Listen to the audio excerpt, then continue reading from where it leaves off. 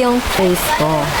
Ang nakalamang lang kasi maputi yung filter. Yung brightness at saka yung kulay ng mukha ay iba. Pero yung hugis ng mukha ko at yung tabas ng mukha ko, tabas ba? Tagalog? Basta ganyan. At ang, yan, marami akong ganyan. Ang filter lang na ginamit ko dito ay ano lang, puti sa face. Para mag-glow yung face at mag-pink-pink. Ito yung ano ko, tagyawat. Ang tanda ko na para magtagyawat ka. Tapos yung alaw ko. Wala yan ito, okay. Islat pa yan.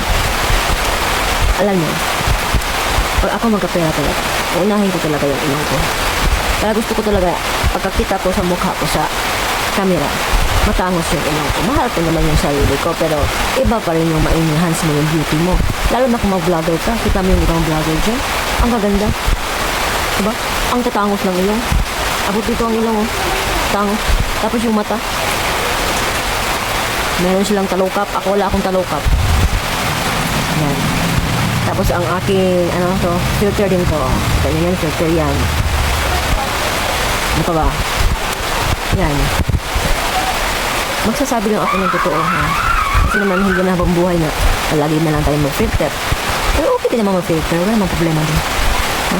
Kanya-kanyang trip lang yan. Ha? Minsan talaga. Maganda ako. Depende sa filter na gamit.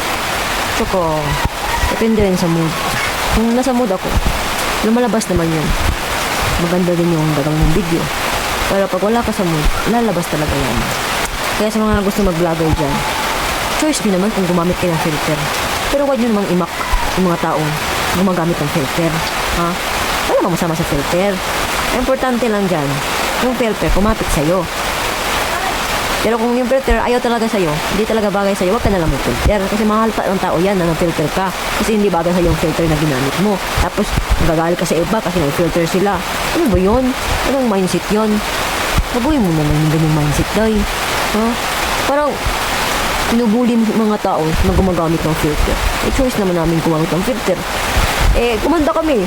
Pero ka naging confidence kunti sa sarili. Yun. Huwag ko nang mag-mock ng mga naka-filter. Kung hindi naman kumakapit sa'yo yung filter, huwag ka nang mag-filter kasi mahalata yun.